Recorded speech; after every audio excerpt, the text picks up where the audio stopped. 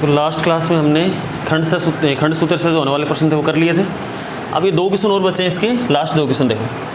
Question number 18 है कि त्रिभुज ABC के लिए कौन सा कथन सत्य नहीं है। कौन सा कथन सत्य नहीं है।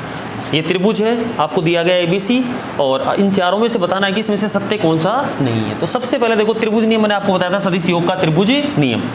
तो त्रिभुज नियम क्या था कि इसकी 2 जो कर्मागत भुजाएं हैं उनका योग जो है वो तीसरी भुजा को निरूपित करता है। तो कर्मागत भुजा कौन सी होगी, AB और BC।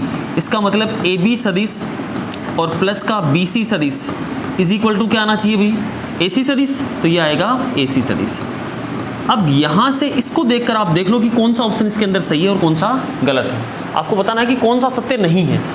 तो अगर आप AC को इस तरफ लेके आओगे तो क्या हो जाएगा, AB सदिश और प्लस का BC सदिश और माइनस का AC सदिश और बराबर क्या है, शून्य सदिश।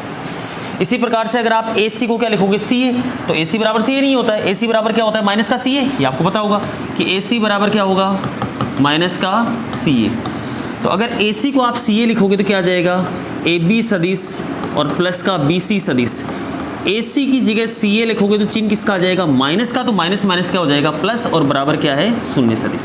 तो ऐसे इनको चेंज कर करके देखो कि आप इसमें कौन सा ऑप्शन सही है कौन सा नहीं है। तो देखो त्रिभुज नियम से क्या है, AB सदिश प्लस BC सदिश प्लस CA सदिश बराबर क्या है, शून्य सदिश। इसका मतलब पहला ऑप्शन तो क्या है, सही है। दूसरा AB सदिश प्लस BC सदिश माइनस का AC सदिश। तो ये रहा AB सदिश प्लस BC माइनस का AC बराबर शून्य सदिश। इसका मतलब ये भी ठीक है। तीसरा है AB सदिश और प्लस का BC सदिश। तो AB सदिश प्लस का BC सदिश, AB प्लस का BC माइनस का CA बराबर शून्य। ये गलत है भाई, क्योंकि अगर आप CA लिखोगे ना तो ये चिन्ह किसका हो जाएगा, प्लस का हो जाएगा। AC को यदि आप CA लिखोगे तो ये क्या हो जाएगा, गलत हो जाएगा। तो ये ऑप्शन गलत है इसमें। और तीसरा AB सदिश माइनस का CB सदिश। देखो इसमें इतना ही अंतर किया है कि BC को इसने क्या लिख दिया, CB लिख दिया, तो आपको पता है बाहर माइनस का चिन्ह आ जाएगा। इसका मतलब ये ऑप्शन भी क्या है, सही है। तो ये इसके अंदर सही नहीं है। आपको यही बताना था कि इसमें कौन सा सत्य नहीं है।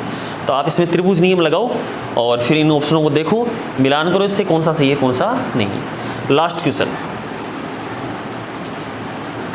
क्वेश्चन है कि यदि A तथा B सरेख सदिश हैं तो कौन सा कथन सही नहीं है। तो सबसे पहले तो आपको ये पता होना चाहिए कि सरेख होने की क्या शर्त होती है। तो 2 सदिश A और B के सरेख होने की क्या शर्त होती है कि A सदिश बराबर लेमड़ा B सदिश, जहाँ पे लेमड़ा क्या होता है, कोई कांस्टेंट होता है।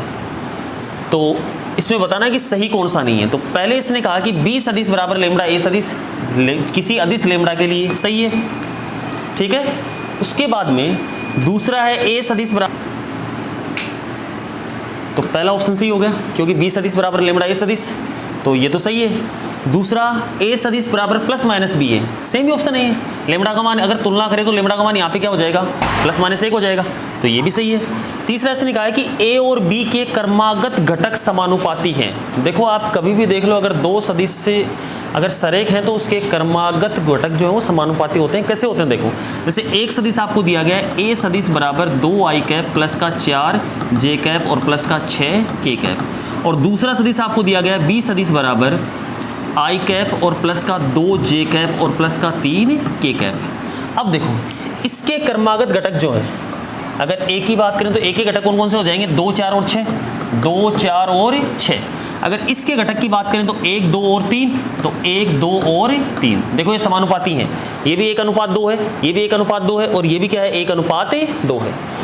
अगर मान लो यहाँ पे मैं इसको 3 कर देता हूँ और ये आप A सदिश प्लस लेमड़ा भी देखोगे तो आप ये सरेख भी आ जाएगा। अगर यहाँ 3 कर दिया तो ये सरेख भी नहीं होंगे। तो इसका मतलब जो सरेख सदिश होते हैं उसके कर्मागत घटक क्या होते हैं, समानुपाती होते हैं। चौथा ऑप्शन, दोनों सदिश A तथा B की दिशा समान है। तो दिशा सरेख होने के लिए दिशा समान होना जरूरी है क्या, बिल्कुल नहीं है। दिशा एक दूसरे के आमने सामने भी हो सकती है, यानी दोनों के बीच में 0 डिग्री का कोण भी हो सकता है और दोनों के बीच में 180 का भी हो सकता है। तो ये शर्त तो जरूरी नहीं है। परंतु परिमाण विभिन्न है, ये भी गलत है। परिमाण समान भी हो सकता है और विभिन्न भी हो सकता है। भाई सरेख होने में क्या है, उनके मध्य कोण या तो 0 का होगा या फिर 180 का होगा। तो अगर उनके मध्य 0 डिग्री का कोण है, इसका मतलब तो डायरेक्शन क्या होनी चाहिए, सेम है।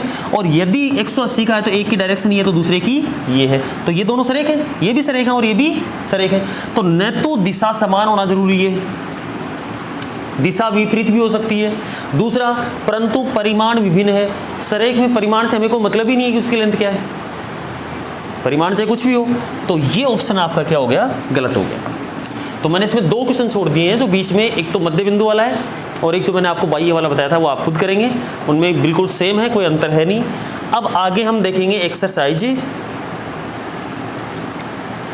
10.3 और 10.3 के अंदर अपन देखेंगे सदिशों का अदिश गुणनफल, 2 सदिशों का अदिश गुणनफल। 10.3 में देखेंगे अदिश गुणनफल और 10.4 में देखेंगे अपन सदिश गुणनफल। अभी तक हमने योग वगैरह देखा है, गुणनफल अब देखेंगे। तो 2 सदिशों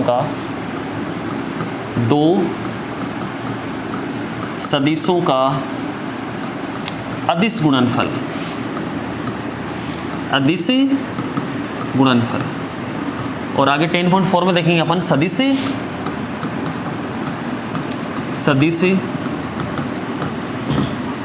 गुणनफल, या इसी को अपन कहते हैं बिंदु गुणनफल। एक ही बात है, बिंदु गुणनफल, डॉट प्रोडक्ट इसलिए कहते हैं, अभी बात करेंगे। इसको अपन कहते हैं वज्र गुणन। इसको आगे पढ़ेंगे अपन 10.4 में, वज्र गुणन। देखो इसको 2 सदिश आपके पास, ए सदिश और बी सदिश। जो अदिश गुणनफल होता है उसको हम दर्शाते हैं डॉट से। किसे दर्शाते हैं, डॉट से। और जो सदिश गुणनफल होता है उसको अपन दर्शाते हैं क्रॉस से। किसे दर्शाते हैं, क्रॉस से। इसीलिए इसको हम कहते हैं डॉट प्रोडक्ट, इसको हम कहते हैं क्रॉस प्रोडक्ट, बिंदु गुणनफल, क्योंकि बिंदु से इसको रिप्रेजेंट किया, व्यक्त किया जाता है। अब देखो 2 सदिशों का, एक तो हो गया अदिश गुणनफल, एक हो गया सदिश गुणनफल। अदिश गुणनफल क्या होता है कि 2 सदिशों का ऐसा गुणनफल जिससे हमें जो इसका रिजल्ट मिलता है वो एक अदिश राशि हो, तो उसको हम क्या कहेंगे, यानी इनका जो रिजल्ट मिलता है उनके आधार पर इसका नामकरण है अदिश गुणनफल और सदिश गुणनफल। अदिश गुणनफल से हमें जो इसका परिणाम मिलेगा गुणा करने के बाद में वो मिलेगा अदिश, और सदिश गुणनफल से हमें क्या मिलेगा, सदिश गुणनफल। तो अदिश गुणनफल किसे कहते हैं अपन, कि 2 सदिशों का ऐसा गुणनफल जिससे हमें एक अदिश राशि प्राप्त होती हो उसको हम क्या कहते हैं, अदिश गुणनफल। और अदिश गुणनफल को दर्शाया किससे जाता है, डॉट से दर्शाया जाता है, बिंदु से दर्शाया जाता है, इसीलिए इसको कहते हैं अपन बिंदु गुणनफल। देखो भाई किस प्रकार से करते हैं। जैसे मान लो कि ये आपके पास एक सदिश ए है और दूसरा बी है, ये है आपके पास ए सदिश और ये है आपके पास बी सदिश। इनके मध्य का जो कोण है वो है थीटा, इनके मध्य का कोण क्या है, थीटा है। तो इसका जो अदिश गुणनफल होता है, बाकी आपने फिजिक्स में 11th में ये पढ़ भी रखा है कि ए डॉट बी जो होता है वो क्या होता है, ए का परिमाण, बी का परिमाण और कोस थीटा। ये होता है इनके मध्य, इनका अदिश गुणनफल। यानी ए डॉट बी जो होता है वो होता है ए का परिमाण, बी का परिमाण और कोस थीटा। अब इसकी सहायता से हम कुछ और परिणाम देखेंगे इसके, यानी हम इसी की सहायता से 2 सदिश, ये थीटा क्या, इन दोनों के मध्य का कोण, इसी की सहायता से हम 2 सदिशों के मध्य का कोण भी निकाल सकते हैं। उसके बाद हम कुछ और परिणाम भी देखेंगे। तो सबसे पहले अगर आपसे 2 सदिशों के मध्य का कोण आपसे पूछा जाए तो देखो ये दोनों किसमें, गुणा में, ये भाग में आ जाएंगे। तो cos theta is equal to क्या हो जाएगा आपके पास, ये हो जाएगा ए डॉट बी और बट्टे में क्या आ जाएगा, ए का परिमाण और बी का परिमाण। तो इसकी सहायता से आप क्या कर सकते हो, अदिश गुणा की सहायता से आप 2 सदिशों के मध्य का कोण भी ज्ञात कर सकते हैं। इसी की सहायता से कुछ और परिणाम अपन देखते हैं। जैसे पहला, यदि थीटा का मान 0 डिग्री है, यदि थीटा का मान क्या है, 0 डिग्री है, यानी इन दोनों सदिशों के मध्य का कोण क्या है, 0 डिग्री। तो अगर इन दोनों के मध्य का कोण 0 डिग्री है तो ए डॉट बी क्या हो जाएगा आपके पास, ए डॉट बी हो जाएगा ए का परिमाण, बी का परिमाण और क्या आ जाएगा आपके पास, कोस, और थीटा का मान कितना है, 0, और कोस 0 का मान क्या होता है, 1। तो ये आ जाएगा आपके पास ए डॉट बी बराबर ए का परिमाण और इंटू बी का परिमाण, पहला केस। दूसरा, यदि इनके मध्य का कोण कितना है, 90 डिग्री, और इस परिणाम पर आधारित बहुत से क्वेश्चन आपके आएंगे, इसको ध्यान से देखना। यदि थीटा बराबर 90 डिग्री है, इसका मतलब ये हुआ कि इन दोनों के मध्य का कोण क्या है, 90 डिग्री है। तो देखो ए डॉट बी क्या होता है, ए डॉट बी ए का परिमाण, बी का परिमाण और कोस 90, और कोस 90 का मान क्या होता है 0, तो ये पूरा का पूरा क्या हो जाएगा 0 हो जाएगा। तो a डॉट बी आपके पास क्या आ जाएगा 0।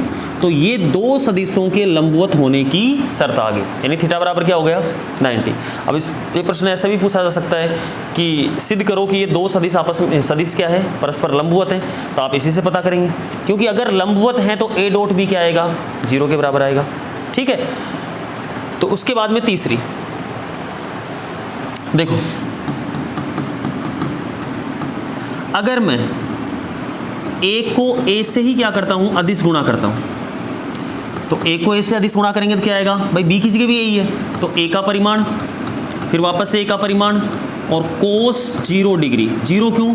क्योंकि कोई भी सदिश जो है वो स्वयं के साथ कितना कोण बनाता है भाई 0 डिग्री का, स्वयं के साथ क्या बनाएगा 0 डिग्री का कोण। तो कोस 0 का मान क्या हो जाएगा 1 हो जाएगा। तो a डॉट a बराबर आ जाएगा a का परिमाण और a का परिमाण। कोस 0 का मान क्या हो गया 1 हो गया।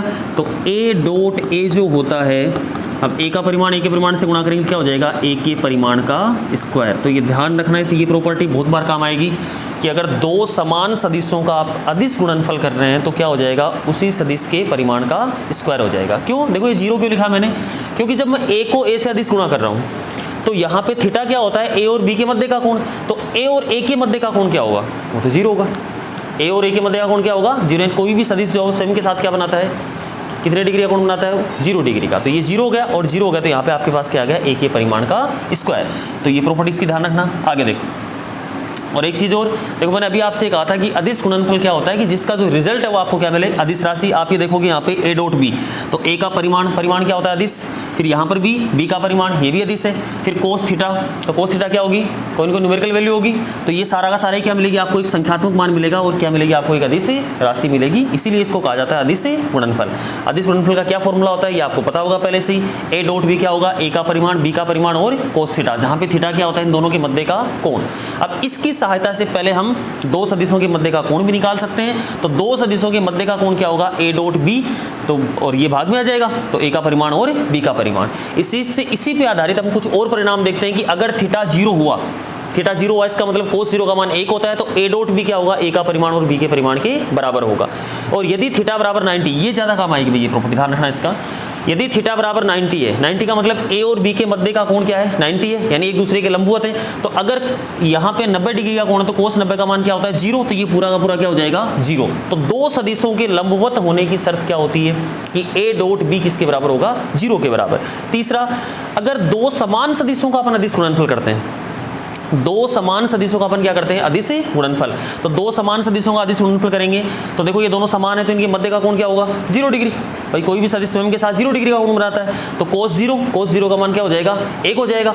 तो यहाँ पे आ गया आपके पास से a डॉट a और ये हो गया 1, तो a का परिमाण और a का परिमाण, तो ये आ गया आपके पास a के परिमाण का स्क्वायर। अब देखो इस पे आगे, अब अदिश गुणा सीखने के लिए इसी प्रॉपर्टी को अपन यूज करेंगे। देखो अदिश गुणा के अंदर i डॉट आपने फिजिक्स में पढ़ रखा है, i डॉट i का मान क्या लिखा आपने 1 लिखा, j डॉट j क्या होता है वो भी 1 होता है, और k डॉट k क्या होता है वो भी क्या होता है 1 होता है, और बाकी सारे क्या होते हैं 0 होते हैं। जैसे i डॉट j वो भी क्या हो गया 0, j डॉट k, यानी बाकी सारे के सारे अगर असमान होंगे तो क्या होंगे 0। क्यों होंगे? देखो i डॉट i का मतलब क्या हुआ, आई क्या होता है आई कैप जे कैप और के कैप किससे लिखते हैं अपन, यानी आई कैप होता है अक्ष एक्सिस की दिशा में एकांक सदिश या इकाई सदिश, जे कैप क्या होता है वाई एक्सिस की दिशा में एकांक सदिश।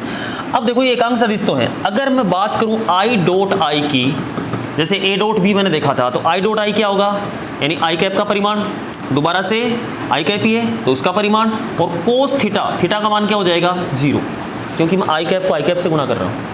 तो थीटा का मान यानी आई कैप का आई कैप के साथ कोण क्या होगा 0 का, तो कोस 0 का मान क्या होता है 1, और परिमाण इसका कितना होता है 1, क्योंकि आई कैप क्या इकाई सदिश है, आई कैप 1 नहीं है लेकिन उसका परिमाण क्या है 1 है, तो इसका परिमाण ये भी 1 हो गया, ये भी 1 हो गया और ये भी क्या हो गया 1। तो आई डॉट आई का मान कितना आ गया आपके पास 1 आ गया। इसी प्रकार से जे डॉट जे भी क्या होगा 1 और के डॉट के भी क्या होगा 1, ये इसी प्रॉपर्टी से होगा।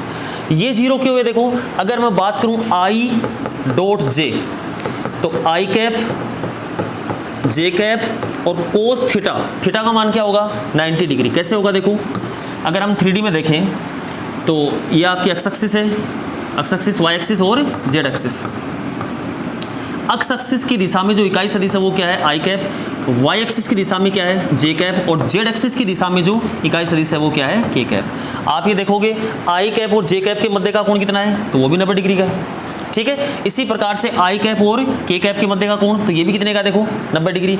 इसी प्रकार से जे कैप और के कैप के मध्य, के कैप ये है, तो ये बोर्ड अपना 2D तल है, तो ये है के कैप। अगर जे कैप और के कैप की बात की जाए तो उनके मध्य का कोण भी क्या है, यानी सारे के सारे क्या है, एक दूसरे के क्या है, परस्पर लंबवत है, और लंबवत है तो कोण कितने का होगा, 90 डिग्री का होगा।